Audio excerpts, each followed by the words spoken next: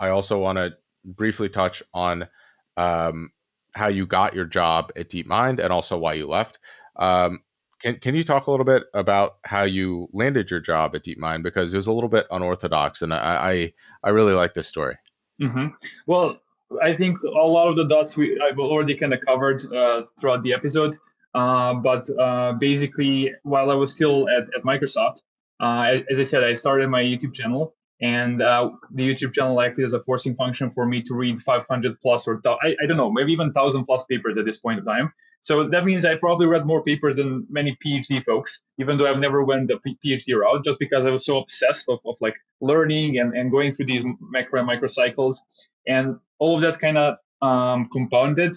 So I got noticed. I reached out to Petra Velichkovic, and I actually also covered. So he's a research scientist at DeepMind, and I covered some of his papers. And then he was like, "Hey, I'm going to refer you for DeepMind." And so because of the referral and my preps again, like where I again went through a bunch of resources to just get ready, and I managed to land the job. Having mentioned the referral, we talked about this before, but it's not like you don't really have to have a referral. Although for these big tech companies, just because of the pure like the supply and demand issue, where you have so many people applying and not that many spots freely available, obviously it helps to have somebody to recommend you. But in order to get to the situation where somebody will refer you, you have to give some value or show some skill, right? It's not like, oh, my friend just referred me. Like you have to somehow help those people or show that you are knowledgeable enough and then get a referral.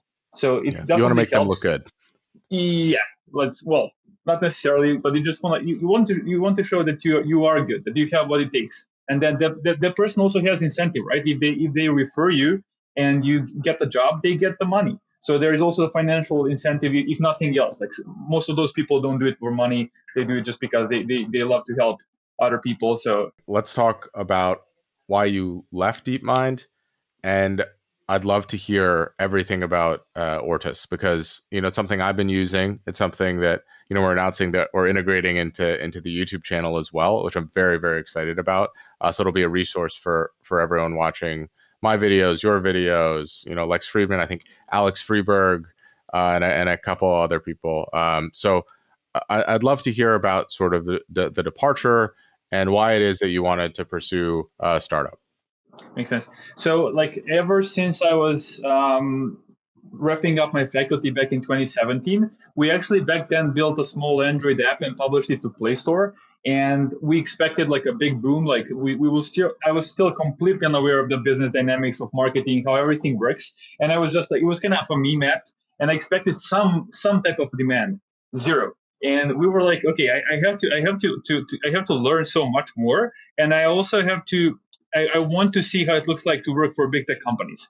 But like ever since that moment, I always had a timeout when I was like applying for a company. So that means when I was applying for Microsoft, I knew I'm going to stay roughly 2 years, and it turned out to be almost 3 years because pandemic happened. So that kind of changed my direction. And it was same for DeepMind, even though it was the like in my opinion definitely one of the best companies in the world. I think OpenAI now is like doing an amazing job. Like I would love to see how that looks like. But like now I'm completely determined on building my own thing.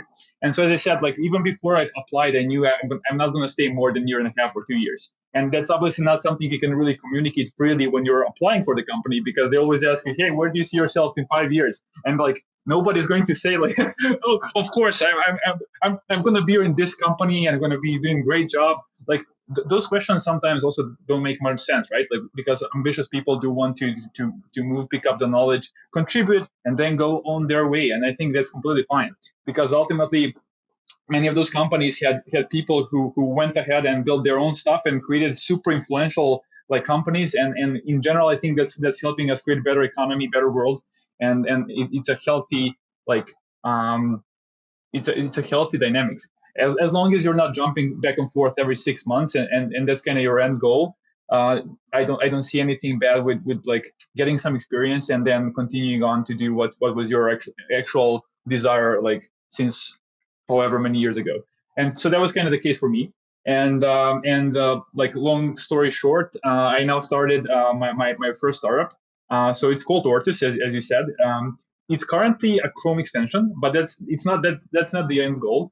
Like what I'm trying to do here is reinvent how people watch videos, and because oftentimes people just passively watch videos, right? Especially when you have longer form like content, like Freeman or whatnot, like where you have 2+ hours or even 8 hours. Like people just sit down and sequentially watch it.